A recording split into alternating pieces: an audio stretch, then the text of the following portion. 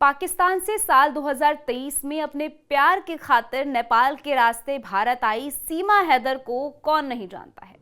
सचिन मीणा के साथ पबजी खेलते हुए उनके प्यार में पड़ने वाली सीमा हैदर ने भारत आकर सचिन से शादी कर ली थी।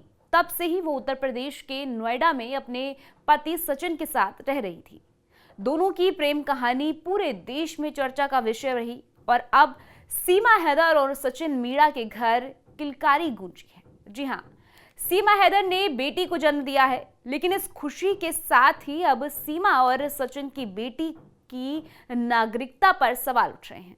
सचिन और सीमा की बेटी पाकिस्तान की नागरिक है या फिर भारत की, क्योंकि सीमा को अभी तक भारतीय नागरिकता नहीं मिली है। उन पर भारत में गैर कानूनी तरीके से आने का मामला चल रहा है।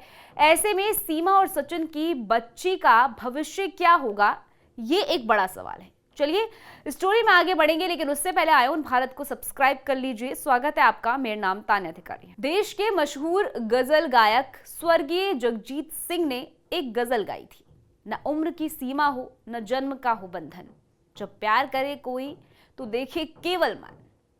पाकिस्तानी मूल की सीमा हैदर ने तो इन सब के साथ देश बॉर्डर का भी बंधन नहीं रखा। प्यार सीमा नहीं देखता, कानून नहीं देखता। सीमा हैदर इसका जीता जागता उदाहरण है। सीमा साल 2023 में चुपके से भारत आई थी। भारत आने की वजह पबजी के जरिए मिले सचिन मीणा थी। सचिन और सीमा की प्रेम कहानी पबजी से शुरू हुई और सरहद पार के प्यार में तब्दील हो गई।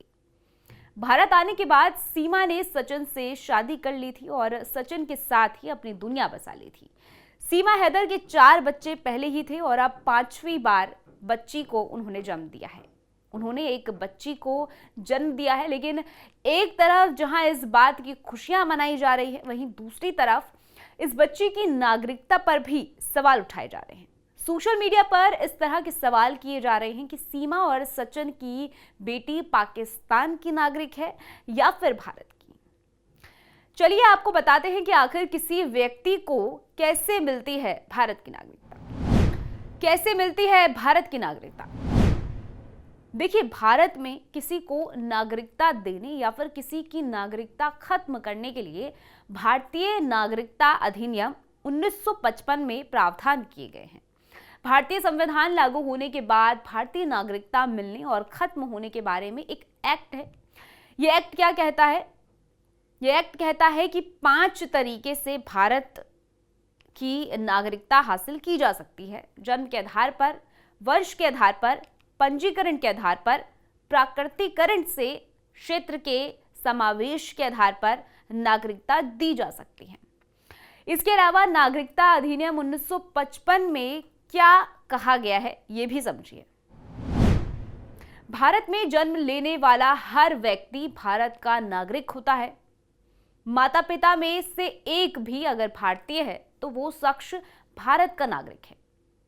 कोई भी व्यक्ति भारतीय नागरिकता के लिए अप्लाई कर सकता है अगर वो भारत में कम से कम 7 साल से रहता हो। जो भारत में कम से कम 5 साल से निवासी है और भारतीय संविधान के प्रति वफादार है, तो वो भी भारत के लिए आवेदन कर सकता है। अगर कोई क्षेत्र भारत में शामिल हो जाता है तो उस क्षेत्र के निवासी भारतीय नागरिक बन जाते हैं। तो इस तरह से सीमा हैदर और सचिन मीणा की बेटी को नागरिकता अधिनियम 1955 की तहत नागरिकता मिल सकती थी। लेकिन यहाँ एक परेशानी ये है कि सीमा हैदर भारत में अवैध तरीके से घुसी है और इस तरह बच्ची की मां अवैध प्रवासी है, तो बच्ची को नागरिकता मिलने में मुश्किल हो सकती है। हालांकि कुछ दिनों बाद वो नागरिकता के लिए अप्लाई कर सकती है, लेकिन अभी उनकी बच्ची को भारत की नागरिकता के लिए इंतजार करना पड़ेगा।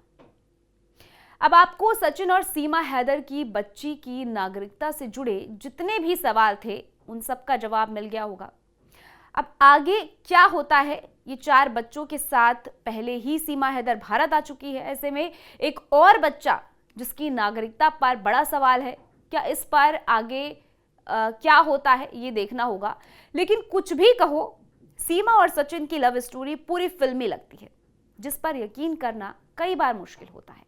पाकिस्तान के सिंध प्रांत के जोकोबाबाद की निवासी सीमा करीब 2 साल पहले कराची में अपने घर को छोड़कर बच्चों के साथ नेपाल के रास्ते भारत आ गई। उनके उस समय पर खूब सुर्खियां बटोरी थी जब भारतीय अधिकारियों ने उसे यूपी के ग्रेटर नोएडा इलाके में 27 साल के सचिन के साथ रहते पकड़ा था। इसके बाद सीमा और सचिन को गिरफ्तार कर लिया गया था। सीमा पर अवैध रूप से भारत में प्रवेश करने का आरोप है, जबकि सचिन पर अवैध अप्रवासी को शरण देने का मामला दर्ज किया गया था। हालांकि बाद में दोनों को जमानत पर रिहा कर दिया गया। अब सचिन ने भारत में एक बच्ची को जन्म दे दिया है, जिसके बाद कई तरह के सवाल उठना लाजमी है। लेकिन इतना तय है कि इनकी मुश्किलें फिलहाल कम नहीं होने वाली है। इस पूरी स्टोरी को लेकर आपकी क्या कुछ राय है, कमेंट सेक्शन में जरूर बताइएगा। बाकी देश और दुनिया की ऐसी खबरों के लिए आप जुड़े रहिए आयोन भारत के साथ।